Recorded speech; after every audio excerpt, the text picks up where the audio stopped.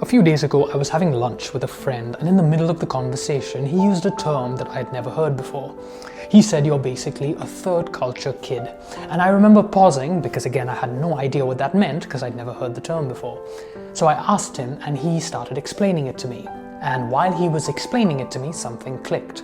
Not in a, "whoa, this is mind-blowing" way, but enough to make me think and go, that sounds a little too familiar. Apparently, a third culture kid is someone who grows up across different countries or cultures and doesn't fully belong to any one of them. You're not completely from where you were born, but you're also not completely from where you live. You're a hybrid, somewhere in between. At least that's the definition.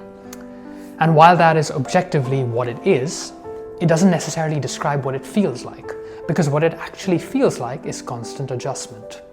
You see, you learn how to read a room fairly quickly. You learn what's acceptable and what isn't based on different cultures and customs as you move from place to place. You learn how to speak, how to act, how to fit in. And over time, like with anything else, you get really, really good at it. So you can drop into almost any environment and figure it out along the way. You know how to blend in, how to mirror, how to belong on the surface. Because the trade-off is subtle.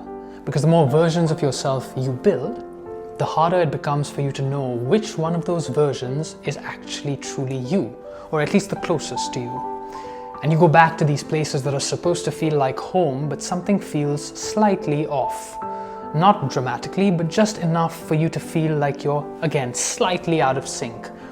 Especially so when you meet people who've lived in one place their entire lives, because there's a certain rootedness to them, a certainty about who they are. And you realize that you don't really have that, and you probably never will. You don't miss places the way other people do. You miss moments. You miss versions of your life. The people that you were in environments that don't really exist anymore. And there's a certain kind of loneliness in that because you can connect with almost anyone, but it's very, very rare to feel fully understood by anyone. But there's another side to it as well, because when you're not anchored to one way of thinking, you start to see things differently, and you notice patterns. You notice people faster because you're less rigid and more malleable, more adaptable. You don't assume that the way things are is the way they have to be.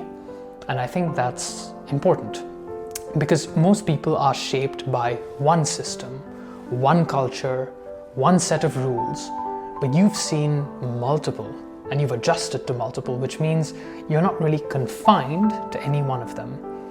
So for a while, I thought that this feeling meant something was missing, like I just didn't belong anywhere. But maybe that's the wrong way to look at it, because maybe the point was never to belong to one place at all. Maybe the point was to understand as many as you can, and to move between them, to take what's useful and leave what isn't. Because if you really think about it, being able to adapt anywhere might be more powerful than belonging somewhere. So if you're a third culture kid and you feel out of place, or you feel unique or different, and you feel like no one will really understand where you're coming from, know that maybe you're standing on stronger footing than you believe.